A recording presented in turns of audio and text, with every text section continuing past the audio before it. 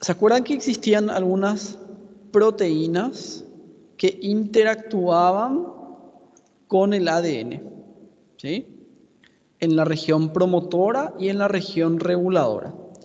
Estas proteínas se denominaban de factores de transcripción y había de tipos activadores e inhibidores, por ejemplo, ¿sí? Los que interactuaban en la región reguladora y la región promotora, como habíamos hablado.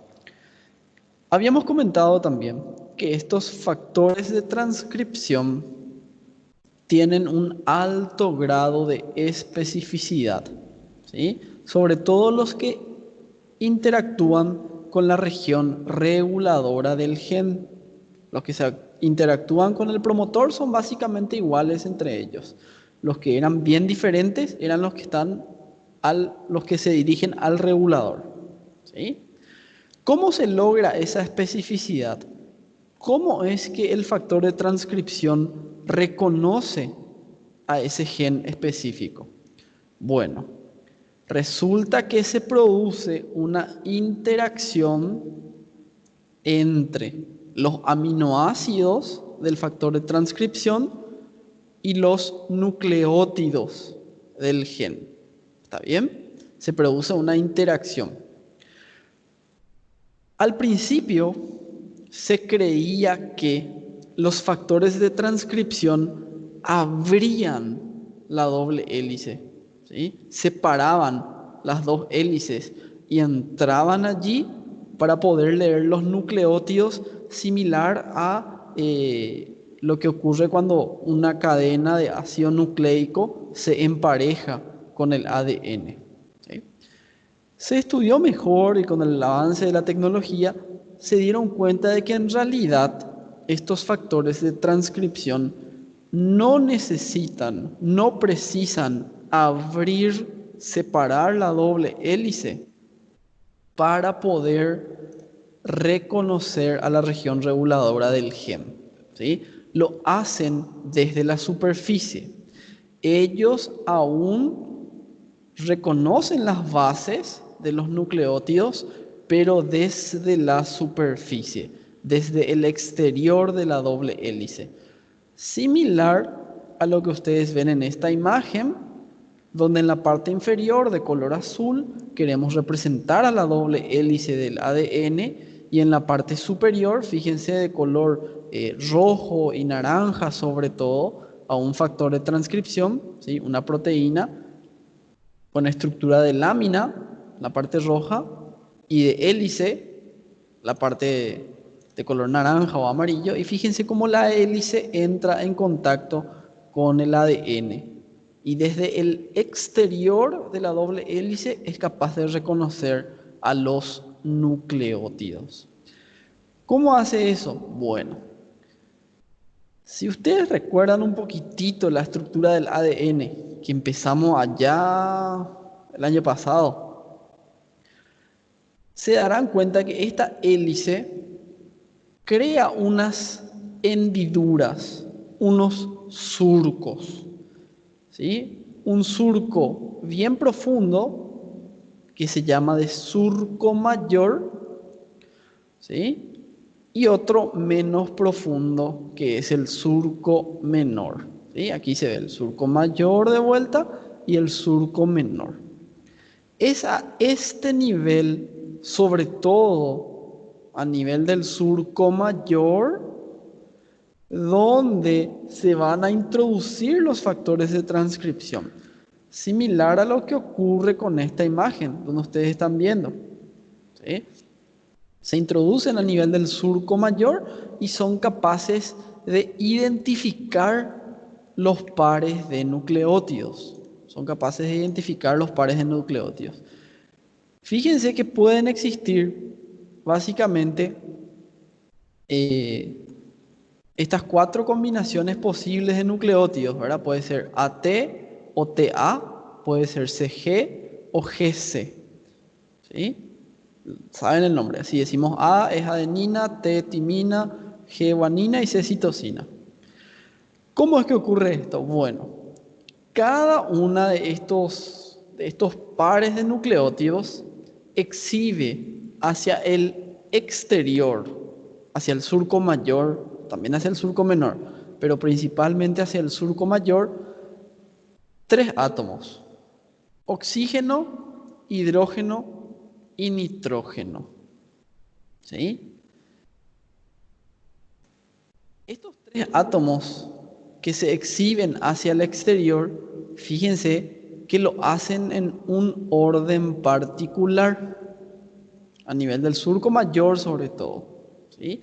Si es el par AT de nucleótidos, fíjense que tenemos un orden de NHO. No es para que aprendan el orden específico. Eso no les vamos a preguntar en prueba, ¿está bien? Sino para que puedan entender nomás de que estos aminoácidos pueden leer, por decir así, a los nucleótidos, pero sin la necesidad de separar la doble hélice, ¿sí?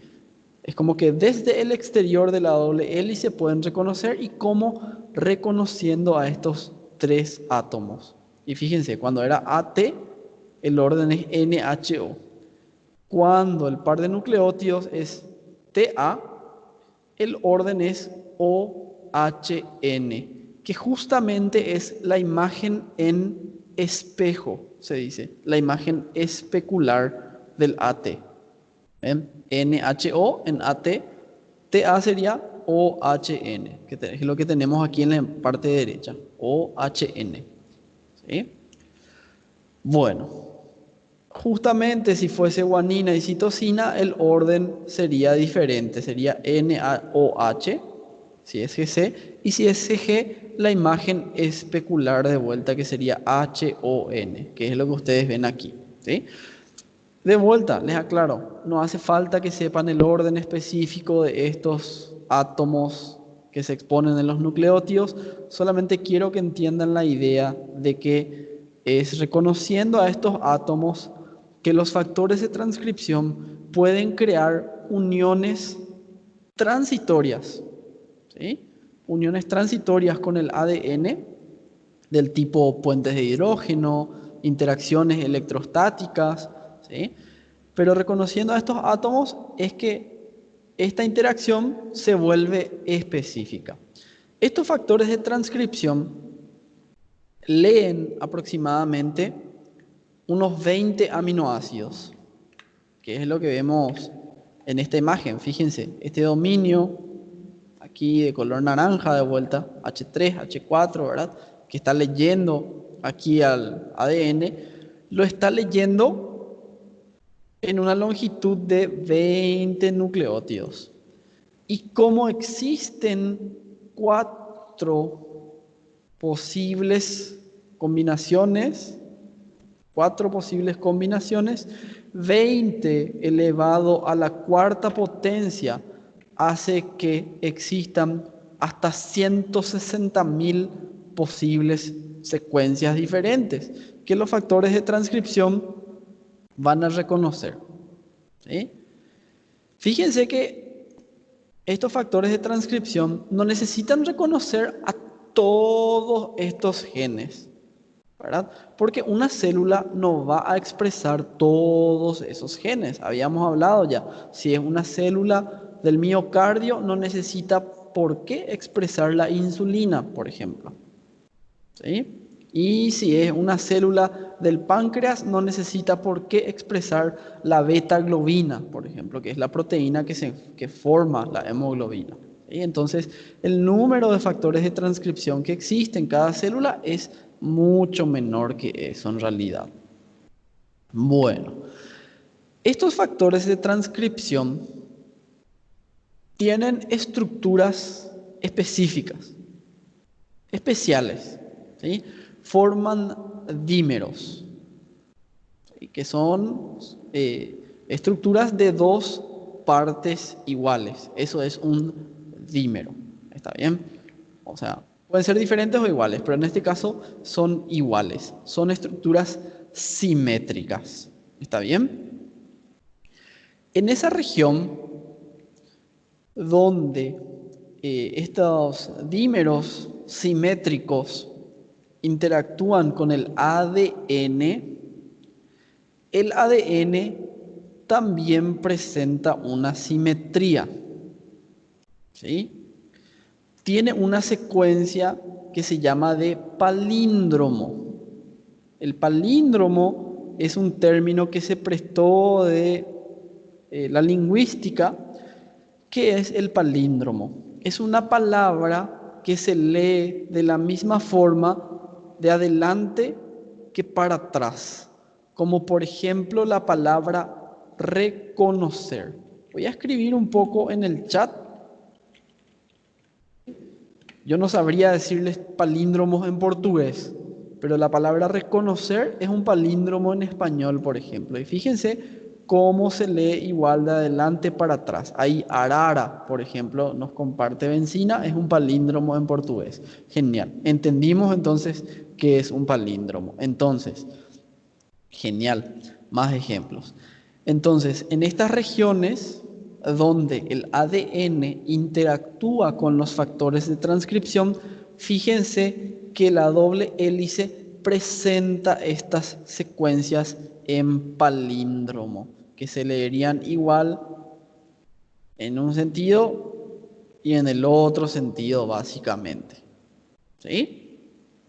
Bueno.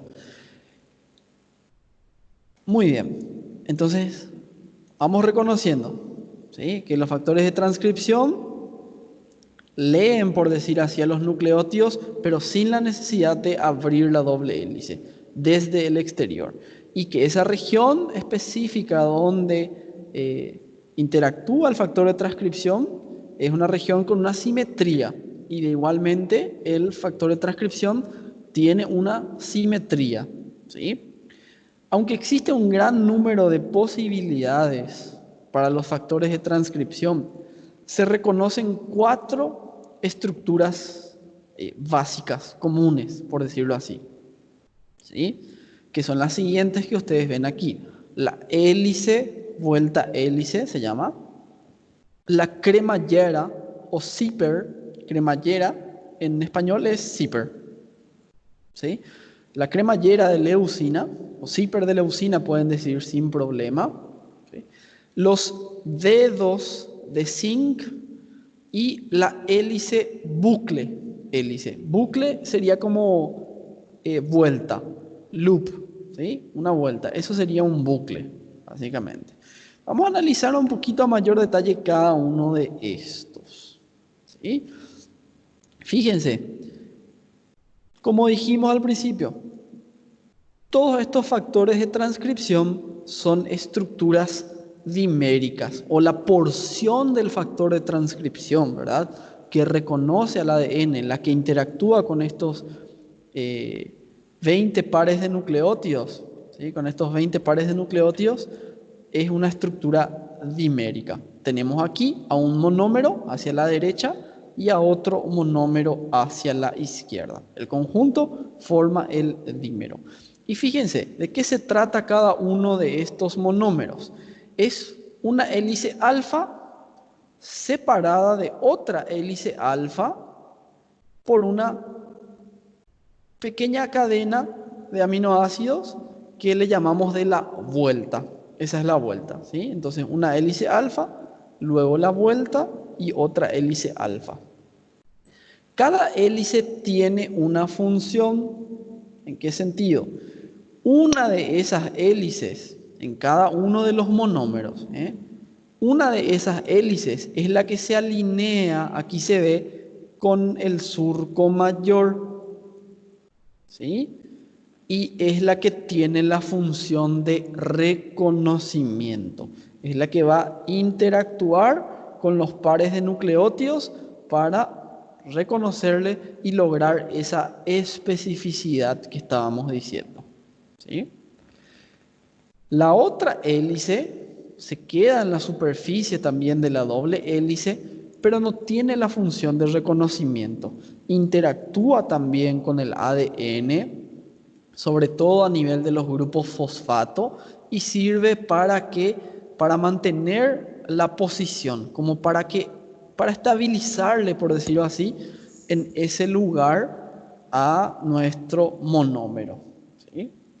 Y se acuerdan, fíjense, dijimos que había una simetría entre estos dos monómeros, ¿sí? Por eso son dímeros, y a ese nivel también había una simetría en el ADN. Entonces, cada una de estas hélices de reconocimiento interactúa con una de las partes del palíndromo que habíamos visto del ADN, ¿verdad?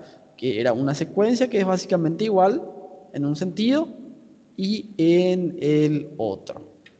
¿Ok? Ese es uno de los grupos. ¿Ok? Otro de los grupos es la cremallera de leucina, se llama, ¿sí? O zipper de leucina. Zipper es cremallera, ¿está bien? Fíjense, la misma cosa va a ocurrir con esta cremallera de leucina. Es una estructura dimérica. Ven aquí ustedes a un monómero de color azul, a otro monómero de color verde, ¿sí? Cada uno de los monómeros va a tener un dominio que sirve de reconocimiento, ¿sí? Donde vimos de vuelta que se alinea con los nucleótidos, ¿sí? Y básicamente desde el exterior los reconoce. ¿Está bien? Eso va a ser similar para todos estos.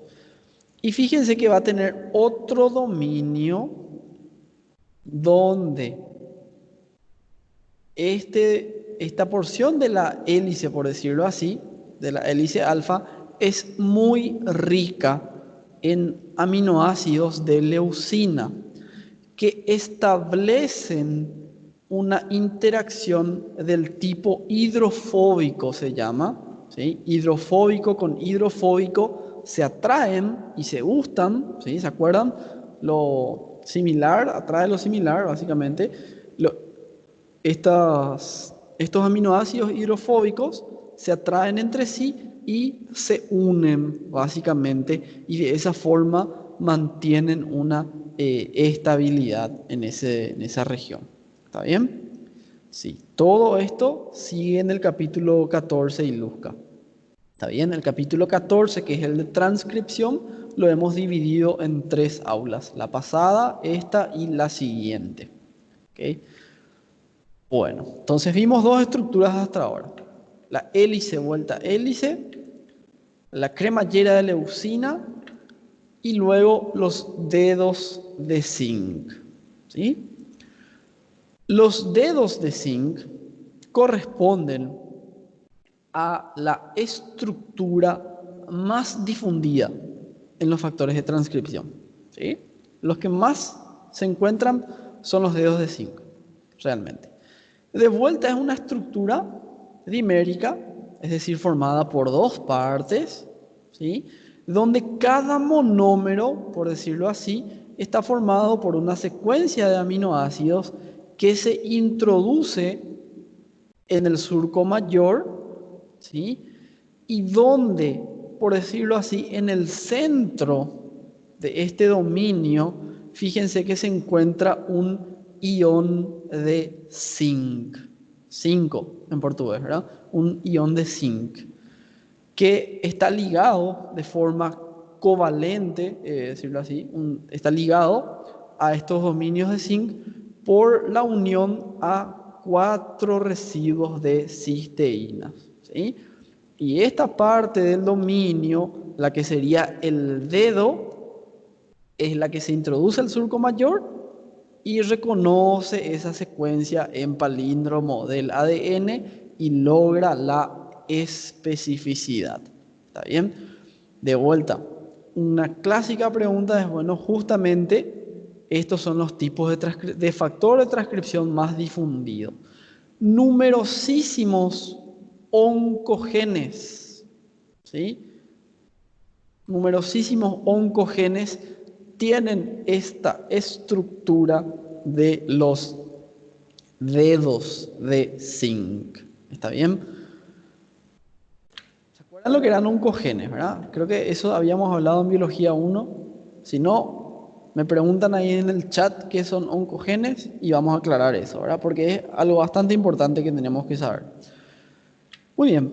Y finalmente, el hélice o la hélice, bucle hélice. Esta es similar, una mezcla, por decirlo así, entre la hélice, vuelta hélice y la cremallera de leucina, el zipper de leucina. Es como un intermedio entre los dos, ¿sí? De vuelta, tenemos aquí dos dominios. Uno de reconocimiento, esta hélice que ven aquí, en cada uno de los monómeros, que se introduce en el surco mayor, ¿sí?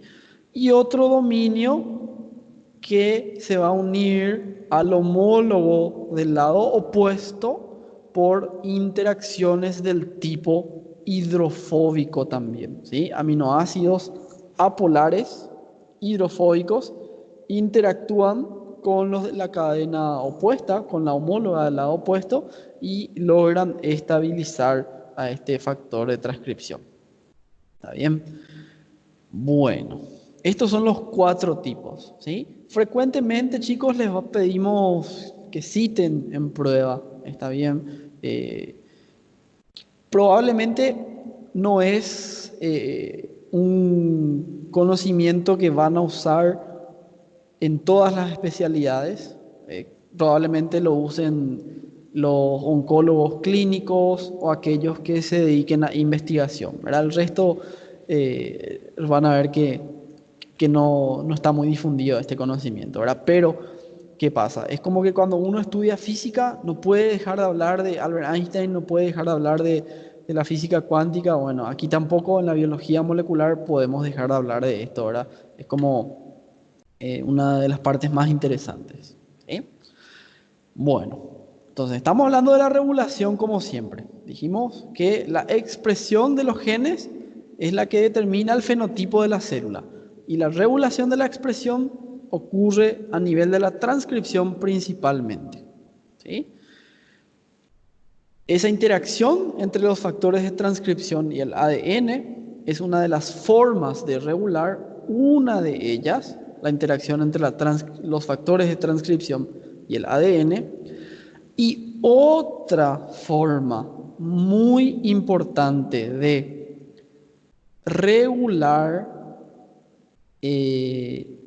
la expresión de los genes es influyendo sobre el grado de enrollamiento de la cromatina, ¿sí?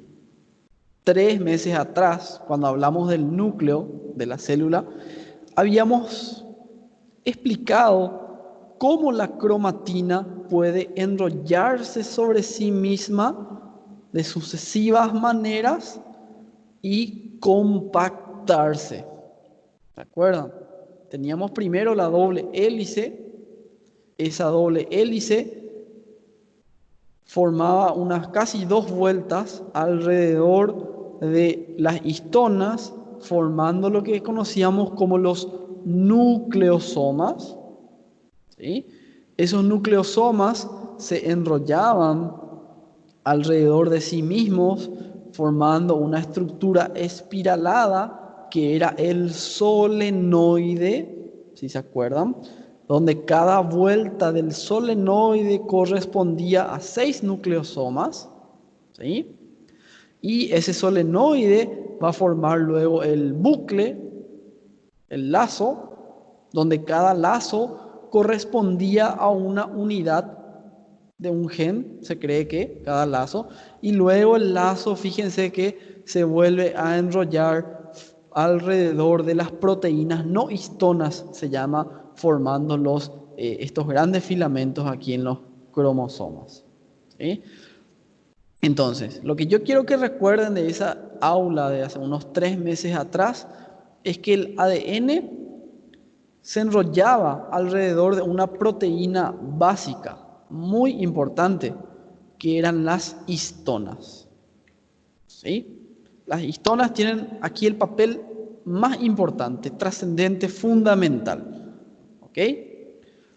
Entonces, no solo los factores de transcripción activan a la región promotora o la región reguladora, sino también el enrollamiento y desenrollamiento de las histonas. Es una forma muy importante también de regular la expresión de los genes. Ustedes se acuerdan que estaba la cromatina cerrada, la heterocromatina, esa prácticamente no tiene actividad transcripcional, ¿sí? La heterocromatina.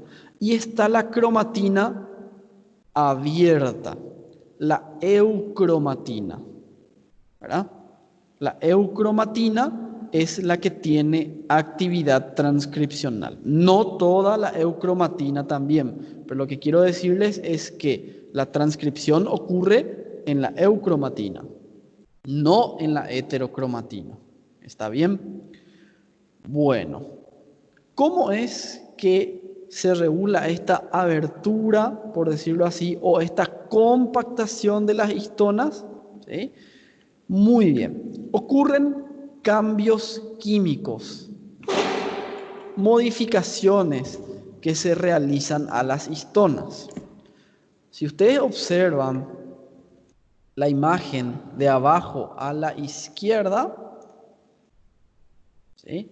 Esta imagen de abajo a la izquierda, verán que tenemos la estructura básica de un nucleosoma que estaba formado básicamente por el octámero de las histonas 2A, 2B, 3 y 4. Después había una histona 1 también que se mete, pero ahí tenemos al octámero básicamente y casi las 2 vueltas que da la doble hélice de ADN alrededor del octámero. Resulta que hay 3 grupos químicos que se pueden añadir, por decirlo así, a las histonas, ¿sí?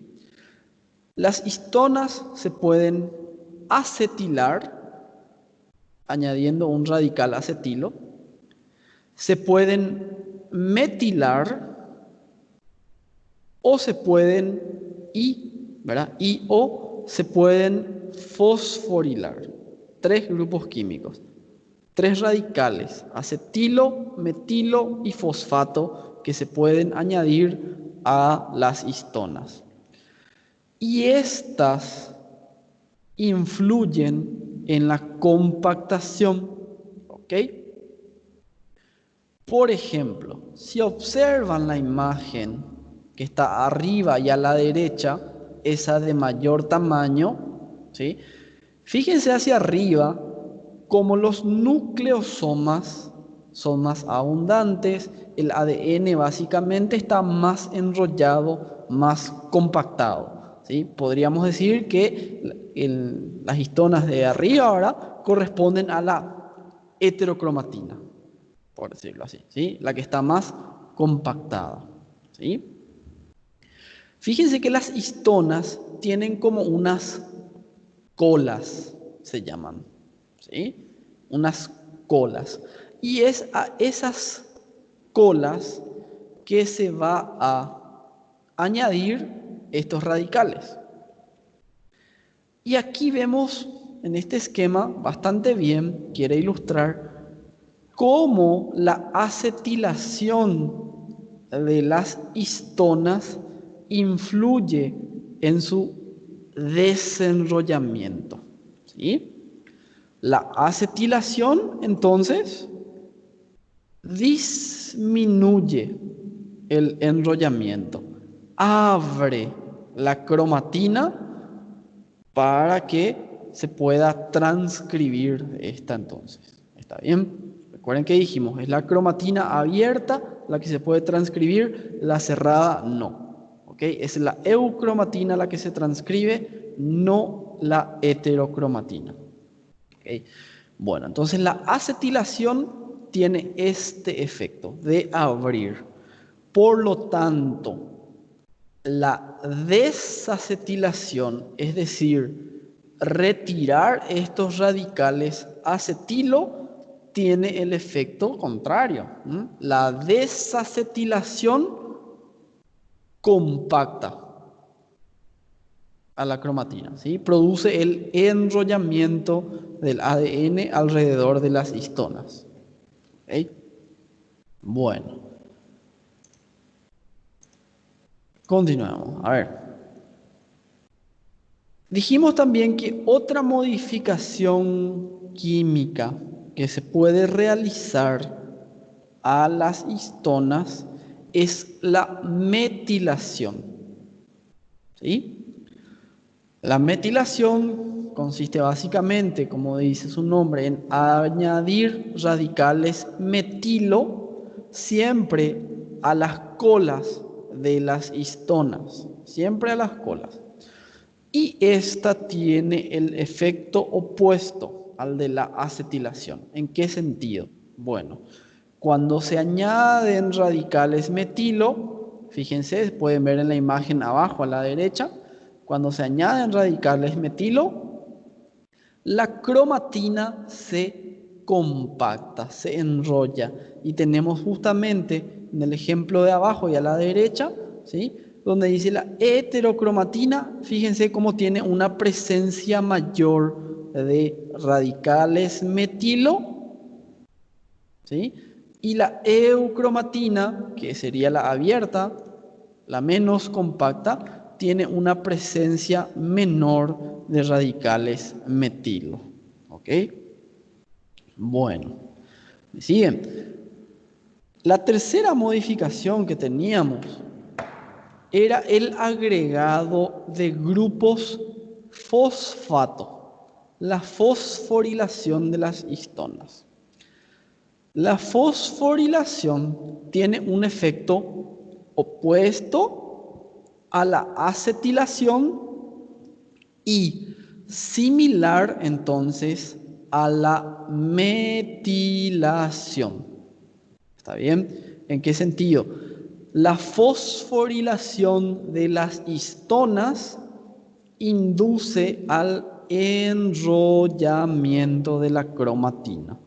¿Está bien? Vamos a ver más adelante cuando hablemos de mitosis, de aquí a unas varias semanas, justamente la fosforilación de las histonas es una orden, por decirlo así, importantísima para que el ADN empiece a compactarse. ¿Ok? Bueno, entonces, fíjense que dijimos cromatina abierta, cromatina cerrada. Cromatina abierta es la que se transcribe. ¿Y cuál sería la cromatina que está más probablemente se transcriba? Bueno, es la que está acetilada, desmetilada y desfosforilada. ¿Sí? Por el contrario, la cromatina sin actividad transcripcional, por decirlo así, ¿sí? La cromatina sin actividad transcripcional sería aquella que está desacetilada, pero metilada y fosforilada. Siempre recuerden que esto se produce a nivel de las histonas, ¿sí?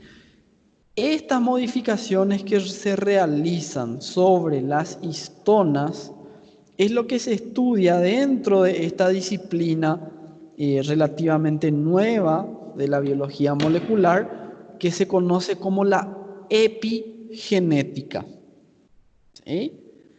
Que corresponde básicamente a modificaciones en la expresión de los genes que ocurre, pero sin alterar la secuencia de genes. Fíjense, aquí no se está alterando el ADN, ¿verdad?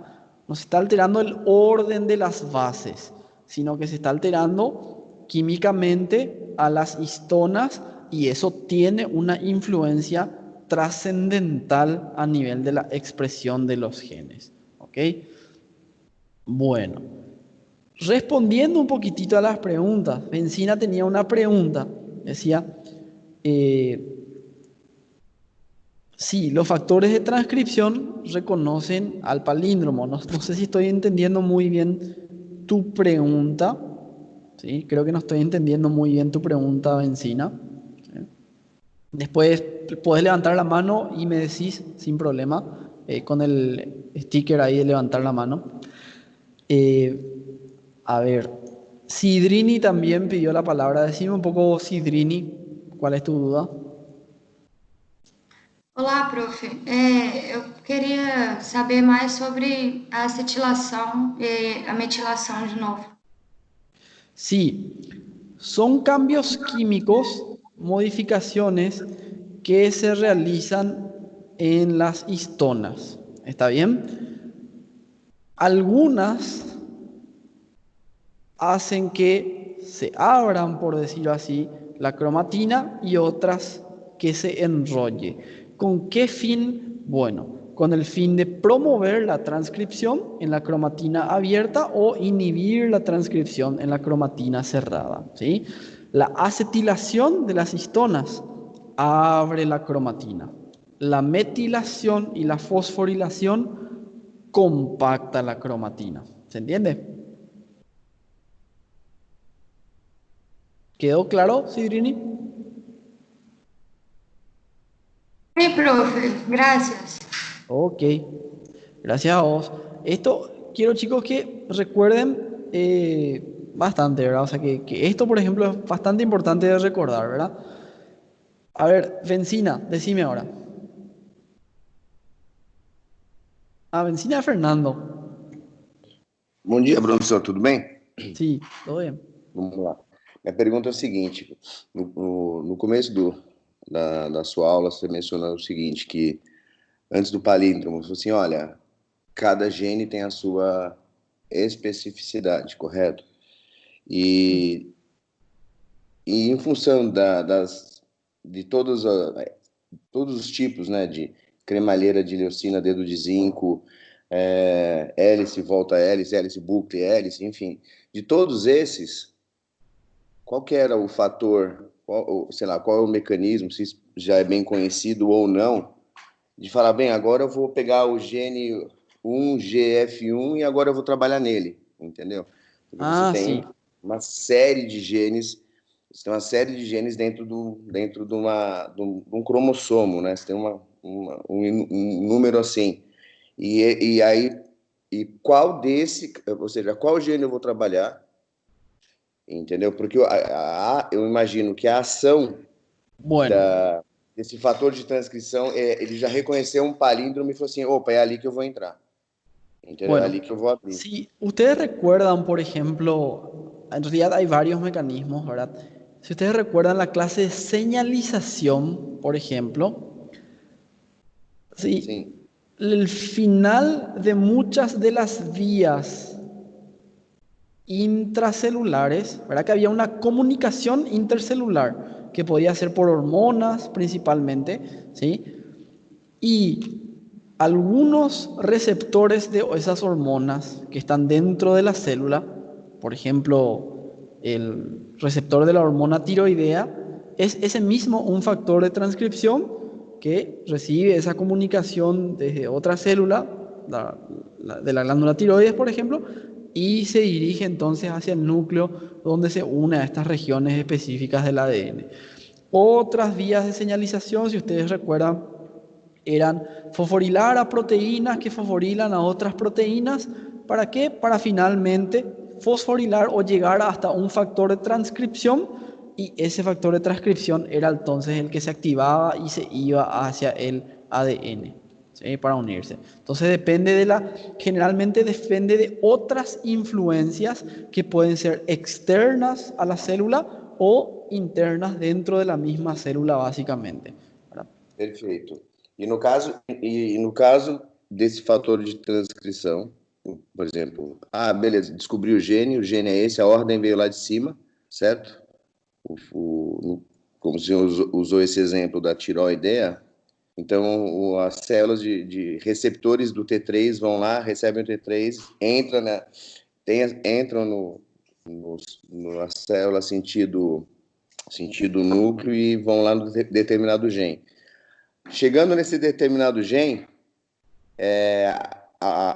para ele fazer a transcrição propriamente dita, dos processos que o senhor ensinou na aula passada, né? Inicia pelo TATA ou ATA e termina lá no AAAT, AAA, é isso?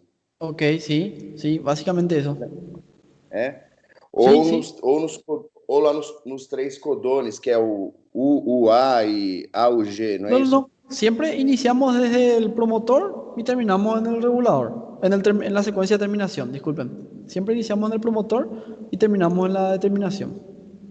Sim, porque tem duas sequências de terminação, essa AAT, AAA, e os outros três codones que tem o uracilo, né? O Bueno, AG, esos tres codones que vos me hablás son del ARN mensajero, que es diferente, ¿sí? La secuencia de terminación que existe en el gen es una secuencia presente en el ADN.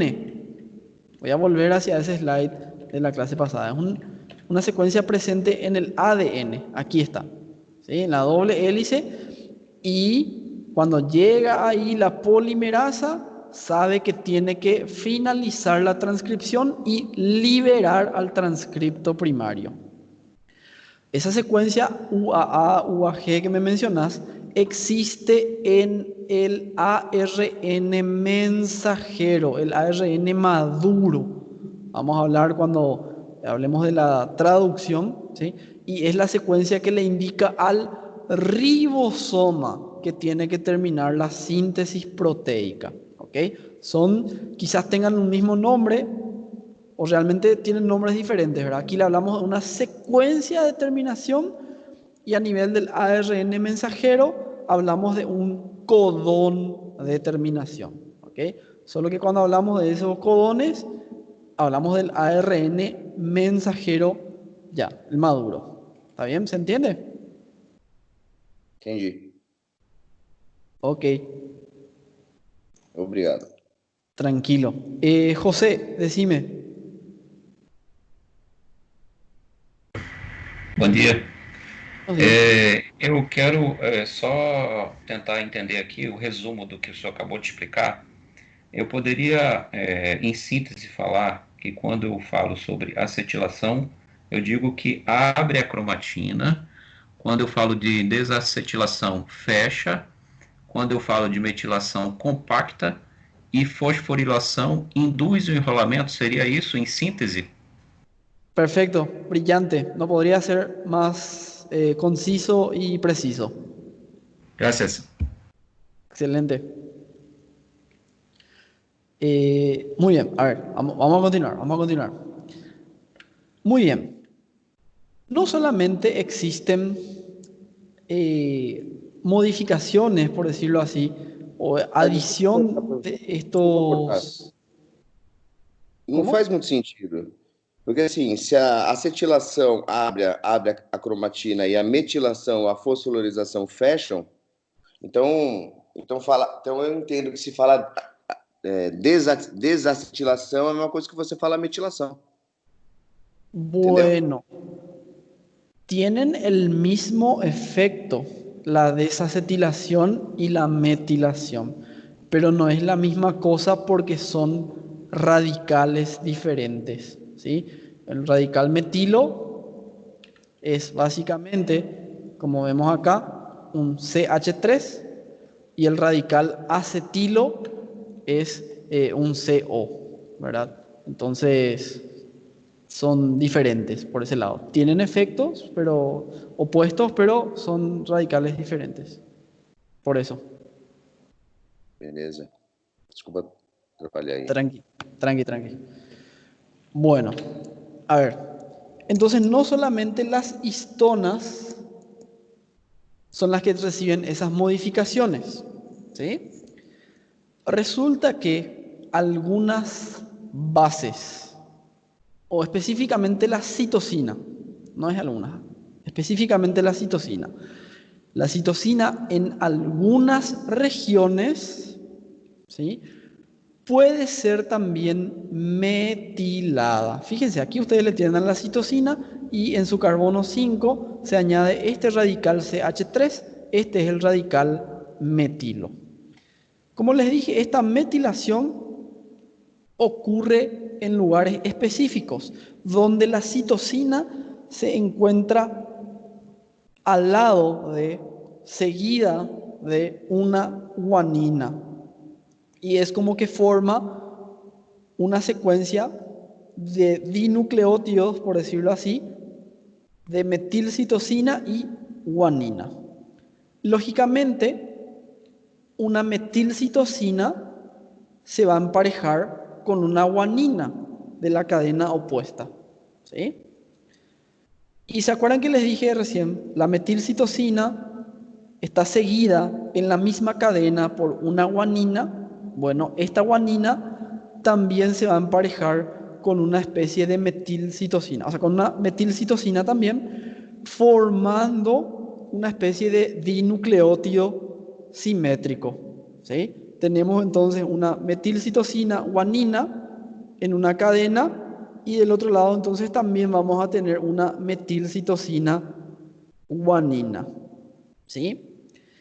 Esta metilación del ADN es así poderosísima, por decirlo así, para frenar la actividad transcripcional, ¿ok? Solo que hay una diferencia con las histonas, ¿sí? En la metilación de las histonas importa mucho el grado la cantidad de histonas metiladas para compactar el ADN y disminuir la transcripción, ¿sí? En la metilación de las citosinas, lo que más importa es la localización, ¿ok? Por ejemplo, cuando el ADN, es decir, la citosina, está metilada en la región del promotor, básicamente es un freno potentísimo para la actividad transcripcional, y esta no permite que se una la polimerasa. ¿Está bien? Entonces, básicamente actúa también parecido a la metilación de las histonas, en el sentido que tiene el mismo efecto final, que es el de disminuir la tasa de transcripción, por decirlo así, la velocidad de la transcripción, pero aquí produce ese efecto por un mecanismo ligeramente diferente, ¿sí? Se ubica en regiones específicas y esas regiones son las que tienen ese efecto, como por ejemplo a nivel del promotor. ¿Está bien? Bueno, este patrón, por decir así, de metilación del ADN, y también el de la metilación y acetilación, fosforilación de las histonas, este patrón se hereda, ¿ok? Es decir, las células progenitoras las pasan a las células hijas. Y este patrón produce lo que se llama de una impronta. ¿Qué es una impronta? Decimos que es una marca de procedencia. ¿Saben ustedes, por ejemplo, gente que vive en el campo y tiene su ganado, marca el ganado, por ejemplo, ¿sí? Con un diseño, pueden ser las iniciales, pero es un diseño registrado, ¿eh? Un diseño, y el gobierno, es válido para el gobierno ese marcado del ganado. Eso podríamos decir que es una impronta, solo que aquí estamos hablando a nivel de los genes, ¿sí? Ese patrón de ADN metilado varía entre los individuos y, como les digo, se hereda, y en ciertos genes es muy importante. En menos de 1% de los genes, en realidad, es muy, pero muy importante. ¿En qué sentido? Bueno, durante el desarrollo embrionario, ¿sí? Para que todo salga bien, por decirlo así, durante el desarrollo embrionario, es necesaria en estos genes específicos la presencia del alelo materno y el alelo paterno. ¿Sí? Saben que en teoría cada gen tiene dos alelos, ¿verdad? Cada gen somático tiene dos alelos, materno y paterno. ¿Sí? Y en algunos genes específicos es muy importante durante el desarrollo que se reconozca una marca de procedencia diferente, que exista uno materno y una copia paterna, ¿verdad? Para el correcto desarrollo. Cuando esto no ocurre, esta alteración de la impronta en estos genes, eso tiene consecuencias clínicas, producen síndromes genéticos de mayor o menor gravedad. Un clásico ejemplo de esto es el síndrome de Angelman y el síndrome de Prader-Willi, se llama, donde en ambos casos, ¿sí?, tenemos un error de la impronta, por decirlo así, en el mismo cromosoma, el cromosoma 15, creo que era, el cromosoma 15, ¿sí?, donde en el síndrome de Prader-Willi falta el gen paterno, ¿sí? Por una falla ahí durante la meiosis, falta el gen paterno, ¿sí?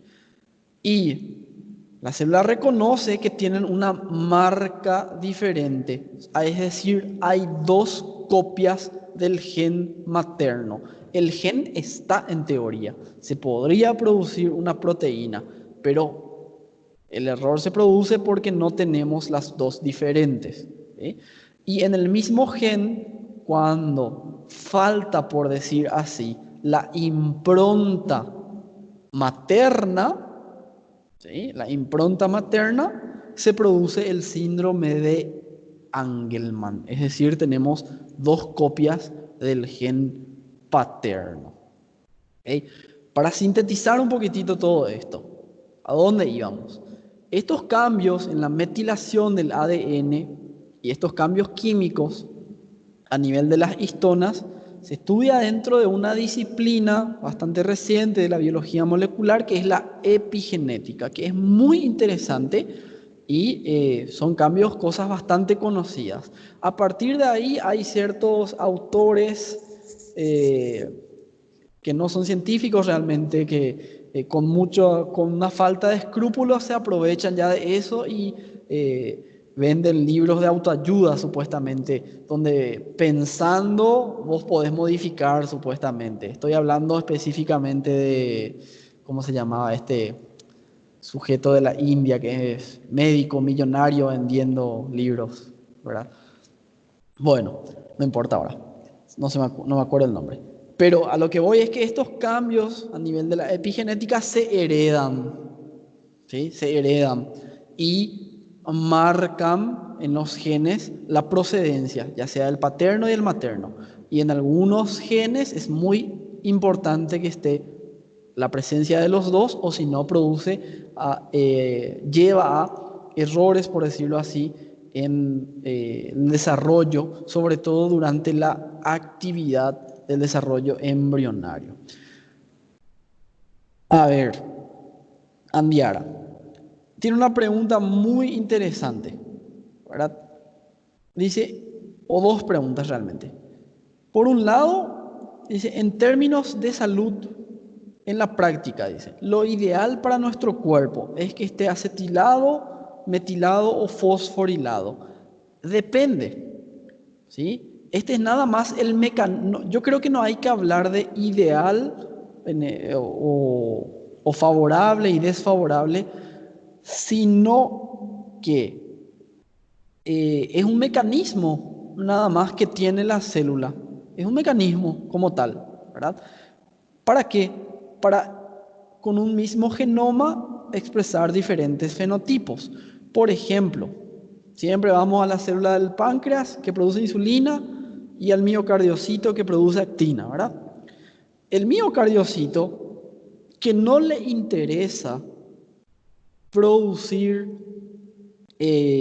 insulina, lógicamente va a tener muy metilada esa región de su ADN. ¿Verdad? ¿Para qué? Porque no le interesa transcribir eso, ¿verdad? Entonces, cerrado y no transcripto, ¿verdad?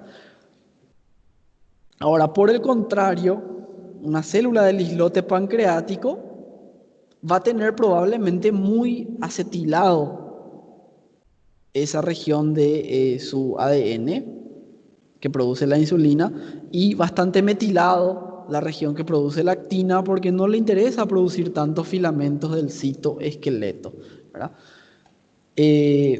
Háblame un poco, Andiara. Veo que levantás la mano otra vez. Háblame un poco, tu duda. Sim, prof, é exatamente isso que eu quis saber e o senhor explicou, eu entendi direitinho. Então, é como se o nosso corpo ele fosse inteligente o suficiente para escolher o que é melhor para ele, né? No caso, fazer uma acetilação, fazer uma metilação, fazer uma fosforilação, não é isso? De acordo com a necessidade do órgão. Es que las células, ¿sí?, siempre reciben influencia en un organismo pluricelular, tipo el ser humano, recibe influencia una célula de otra célula y del entorno.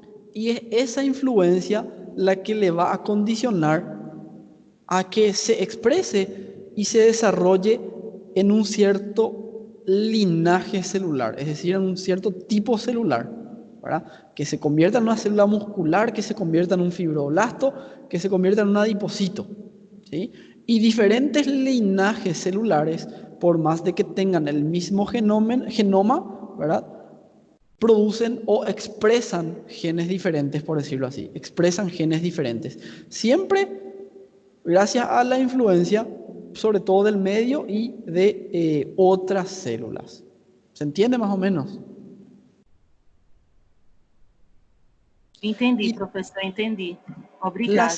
La segunda pregunta dice, ¿podemos estimular a través de la alimentación?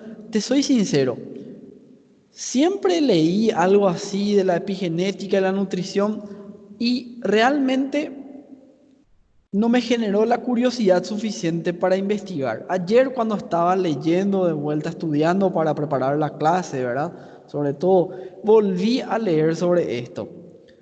Y voy a buscar mejor una guía, un paper para informarme mejor y voy a colocar en la plataforma de repente y vamos a ver que cada uno tome sus propias conclusiones en base a la evidencia que hoy en día existe, ¿verdad? Yo creo que no es una pregunta totalmente cerrada, ni para sí ni para no. Yo no tengo en este momento el fundamento para responder con propiedad, pero vamos a buscar un poco un artículo interesante y colocar en la plataforma a ver si que respondemos.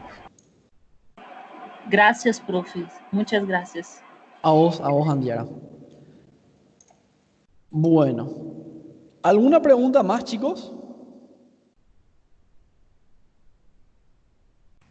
Sim, doutor. Sí, Permiso? Decime, José. José, sim. Só para sintetizar, é que eu gosto de sintetizar as coisas. Eu poderia dizer que a acetilação ela faz expressar aquela, vamos falar de um órgão, por exemplo, aquela ação, aquele elemento mais importante e a desacetilação, ela faria não expressar, seria isso? Sí, esa es la consecuencia, José, esa es la consecuencia. Realmente, ¿por qué mecanismo? Porque influye en el enrollamiento o desenrollamiento del ADN, ¿verdad? Y eso tiene la consecuencia que vos estás mencionando sobre la expresión de los genes, ¿verdad? Porque habíamos dicho que la cromatina abierta, la eucromatina, es la que se encuentra disponible para que la polimerasa ingrese, mientras que la heterocromatina, la cromatina cerrada, es la que no está disponible, por decirlo así. Tá, agora eu pergunto, a segunda pergunta, a metilação e a fosforilação, elas trabalham compactar e induzir enrolamento. Agora, essa compactação, em termos, assim, expressão fenotípica, o que ela ia produzir? Só poderia explicar um pouquinho mais? E a fosforilação? Não, a genotípica eu entendi. Eu queria saber sobre a fenotípica. Ok, creo que entiendo tu pregunta. Voy a responderte, si no, después me decís de vuelta, vamos dialogando. Bueno, la fosforilación es un proceso quizás más evidente durante la división celular, ¿sí? La fosforilación lo que hace es que las histonas ganen más afinidad entre ellas. Cuando se fosforilan, ganan más afinidad entre ellas, ¿verdad? Y entonces producen todas estas estructuras que llevan al hiperenrollamiento de la cromatina, ¿verdad? A nivel fenotípico, podríamos decir que una célula, fenotípicamente, es el resultado de la expresión de sus genes. ¿Está bien? Es como que cada célula tiene toda la información para ser lo que quiere ser. ¿Sí? Es como si vamos a una facultad muy grande, tipo la USP, por ejemplo, la más famosa de Brasil, ¿verdad? Y entramos a la biblioteca de la USP, por ejemplo, seguramente va a haber cientos de libros de distintas materias, ¿verdad? O de hecho, seguramente hay una biblioteca diferente para ingeniería, una biblioteca diferente para medicina, otra para arquitectura, ¿sí? ¿Y cómo es que el individuo, una célula, por decir así, decide tomar una carrera determinada? Bueno, para eso necesita aprender sobre esa materia determinada. Entonces, a una célula solamente le interesa expresar lo que necesita para convertirse en ese fenotipo celular, ¿sí? Por ejemplo, si alguien quiere ser arquitecto, seguramente va a aprender un poquito de matemáticas, mucho de diseño, ¿sí? Pero va a prescindir de anatomía, va a prescindir de biología, ¿verdad? Entonces, cada célula siempre en base a mecanismos, a influencias externas, está condicionada a expresar ese fenotipo determinado. No sé si respondí a tu pregunta, porque creo que no entendí muy bien también tu pregunta, José. Decime nomás de vuelta en cualquier sentido. Sim, respondeu em parte, mas o que eu queria entender, tá, é exatamente esse mecanismo da metilação, qual seria o final, né, a ação final dela, além de compactar, a expressão, qual a expressão que ela ia formar, induzir naquela célula ou no órgão? Sí, el resultado final de la metilación es el que vos mismo me mencionaste, es disminuir la transcripción, básicamente. Sí. Ese es el resultado final. El mecanismo, el cómo, es enrollando la cromatina, ¿verdad? Eso es lo que pasa. Se añade el radical metilo que enrolla la cromatina, que nos lleva a una consecuencia final y trascendental, que es el disminuir la transcripción, ¿verdad? Sí, sí, gracias. Ok, gracias a vos. A ver, tenemos acá una pregunta más de Clara.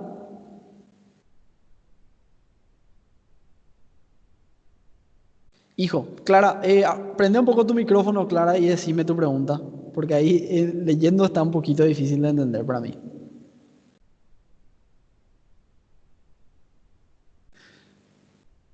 Pero sí, respondiendo lo que entiendo, sí, todas cumplen funciones importantes. Todas son igual de importantes, ya sea la metilación, la acetilación o la fosforilación de las histonas. Todas son vías, mecanismos que tiene la célula para regular la expresión. Y fíjense cómo esto es muy interesante. ¿Por qué? Porque hace que una célula sea diferente de otra sin modificar el ADN. ¿Mm? Sin que se cambie el ADN, la información, ¿verdad?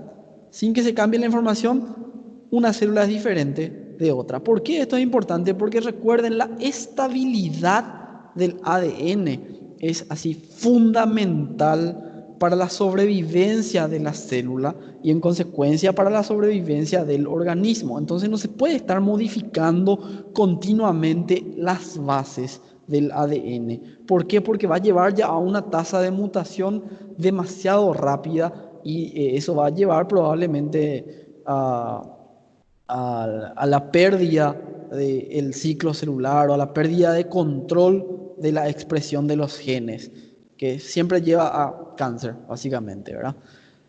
Entonces, sin modificar la secuencia de nucleótidos, se modifican las proteínas que están ahí cerca, las histonas, y eso regula la actividad. A ver, esa última parte de la marcación, de la impronta, es un concepto un poquito difícil de digerir las primeras veces. Claro que sí, es un poquito difícil de digerir. Muy bien. Todo comenzaba ¿por qué? Porque las regiones, el patrón de dónde está metilado y dónde no, las histonas o la metilcitosina, sobre todo la metilcitosina, se hereda, ¿sí? Las células progenitoras le heredan a las células hijas y en consecuencia también nosotros heredamos ese patrón de nuestro padre y nuestra madre. Ese patrón de metilación varía en los individuos. Entonces, el patrón de metilación de tu padre es diferente al de tu madre. Nosotros heredamos los dos, ¿verdad? Ese patrón de metilación es lo que va a formar básicamente la impronta. ¿Qué es impronta? Marca de procedencia, decimos. Ahí es más fácil de entender, ¿sí? Es como la marca que lleva el ganado, dijimos, que indica quién es su dueño, a quién pertenece, ¿verdad? Si pertenece a JBS o a Lula, por ejemplo, ¿verdad? Disculpen el chiste, ¿verdad? Pero ¿a quién pertenece ese ganado? ¿Sí? Lo mismo aquí. Entonces, en muchos genes no importa si pertenece a la madre, si pertenece al padre, no interesa. En menos del 1% de los genes sí es muy, pero muy importante tener una impronta materna y una impronta paterna. Es decir, que se reconozca que vienen de los dos. Y fíjate que el reconocimiento no viene por la secuencia de las bases, no viene por la secuencia de nucleótidos, sino por el patrón de metilación de las citosinas, ¿sí? De ahí viene la impronta, ¿okay? Por el patrón de metilación. Y para un correcto desarrollo embrionario en estos genes específicos, tenemos que tener dos improntas diferentes. Y un ejemplo clásico que utilizamos, que van a estudiar las consecuencias en pediatría, pero un ejemplo clásico que utilizamos es el del síndrome de Angelman y el de Prader-Willi, donde un mismo gen, o más de un gen, una secuencia, un alelo, ¿verdad? En el cromosoma 15 produce dos consecuencias clínicas totalmente diferentes. Son diferentes. El síndrome de Prader-Willi del síndrome de Angelman. Son bien diferentes, ¿sí? Y lo que ocurre es, en el síndrome de Prader-Willi, solamente se reconoce la impronta materna, es decir, falta el alelo paterno. Tenés los dos alelos, pero los dos son maternos. Y en el síndrome de Angelman también tenés dos alelos, pero los dos son paternos. Y de vuelta, aquí no es que se reconocen esos alelos por la secuencia de nucleótidos, no, sino por el patrón de metilación del ADN, que es el que marca la procedencia. ¿Sí? ¿Se entendió mejor, Ana?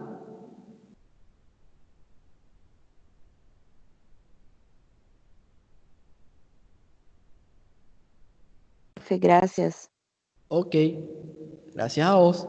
Sí, exactamente. Ahora veo tu segundo chat, Ana. Impronta es tipo Made in Brasil, Made in China, así mismo es. Es la marca de dónde está viniendo, ya sea del padre o de la madre. Excelente analogía, ¿verdad? Excelente. Tipo iPhone o Android. Y sí, exactamente, ¿verdad? Pero lo que sería como el código de barra también, más o menos, de un producto, ¿verdad? Es un patrón ahí de ciertas líneas que tiene cierta información, ¿verdad?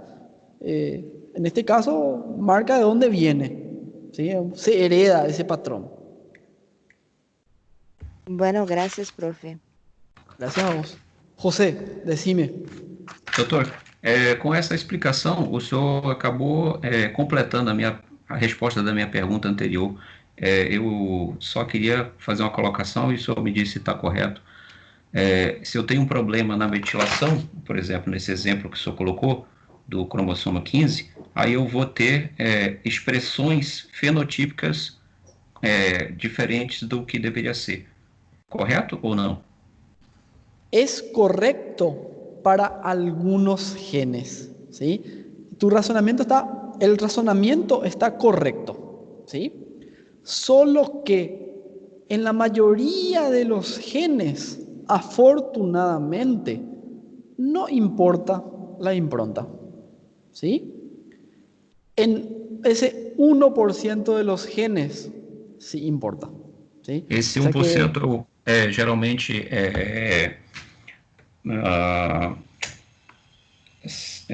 detalhes relacionados não tem outra palavra, diretamente ligado ao sexo ou não?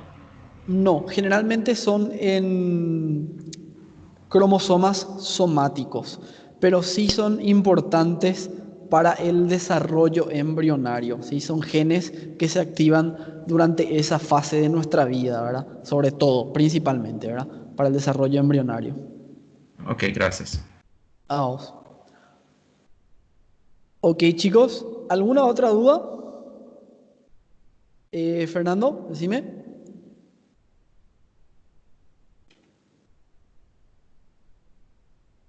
Tomaste la palabra, Fernando, decime nomás. Oi, fala, prof, tudo bem? ¿Todo bien? Vamos lá. Então, baseado nas observações tanto do José quanto da Andiara, eu vejo assim, ver se dá para resumir e compilar de uma maneira mais sucinta. Por exemplo, saber se é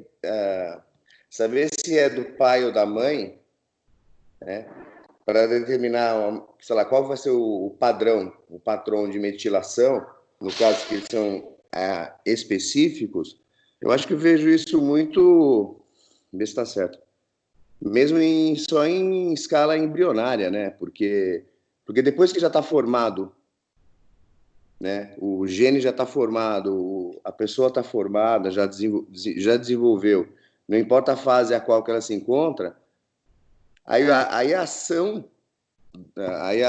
de ou metilação, acetilação, enfim, fosforilação, independe da origem, da fonte, se é paterna ou materna, porque o gene já está combinado.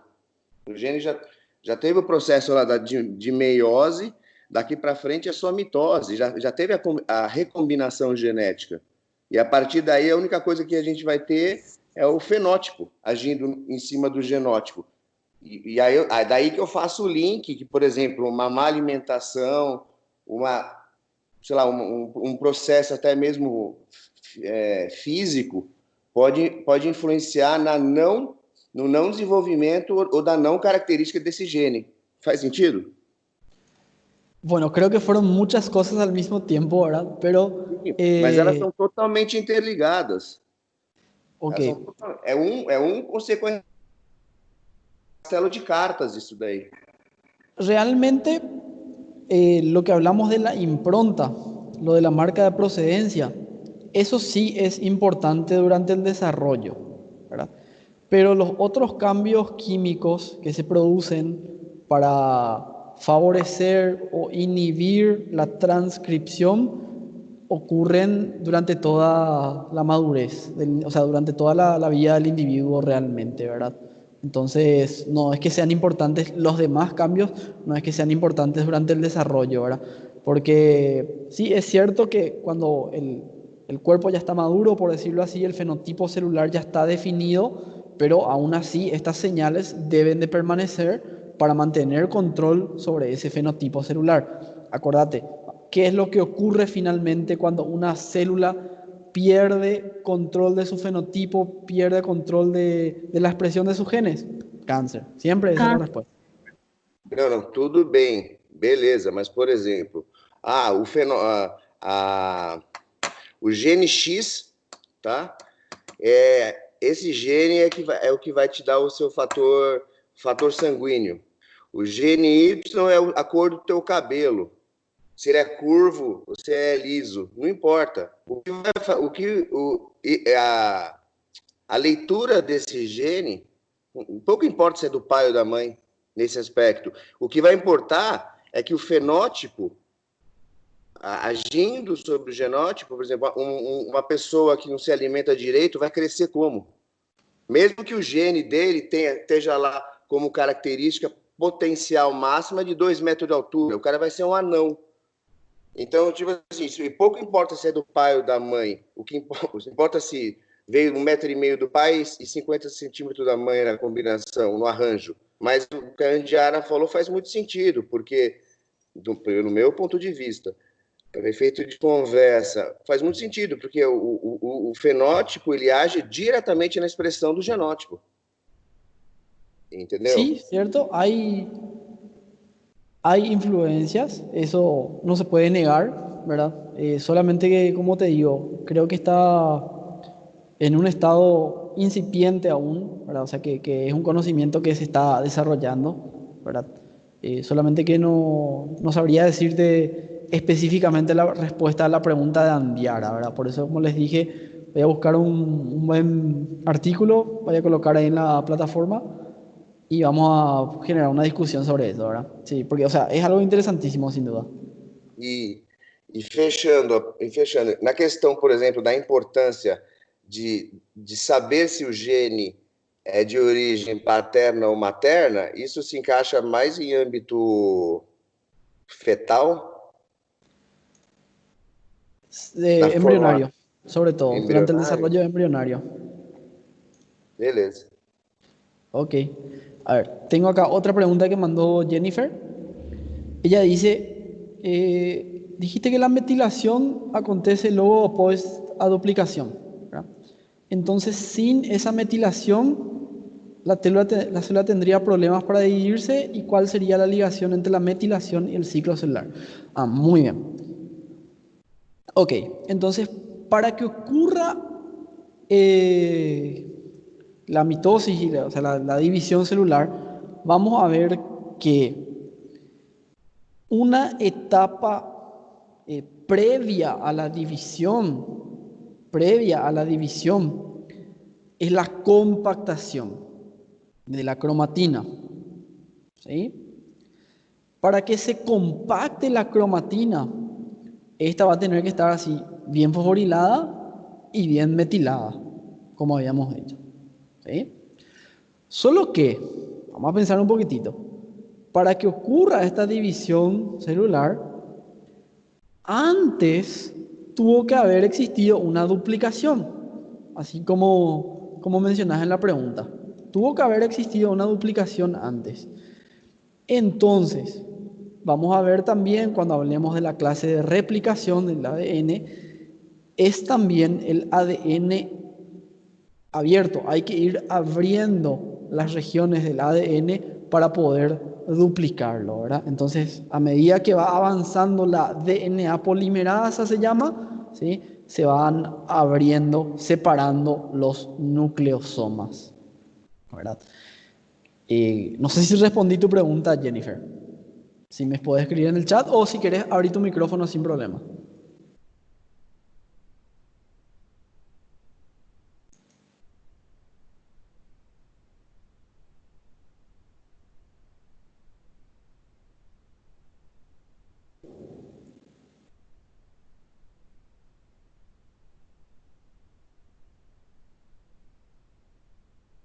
Jennifer, ¿estás ahí con nosotros?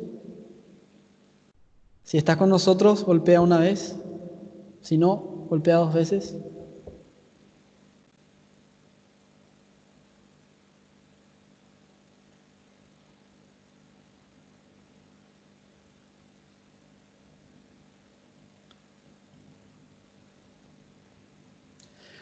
Bueno, respondiendo la pregunta de Lina, de Aline. Bueno, está bien. Espero ahí a Jennifer un rato. Respondiendo mientras la pregunta de Aline, ¿verdad? La duda, ¿verdad? La impronta era la marca de procedencia, ¿verdad? Pero la consecuencia clínica sí depende del progenitor. Es decir, en un mismo gen, depende si es del padre o de la madre, la ausencia de ese gen realmente, si es del padre o de la madre, va a tener una consecuencia específica. ¿Sí? El resultado final. El resultado final.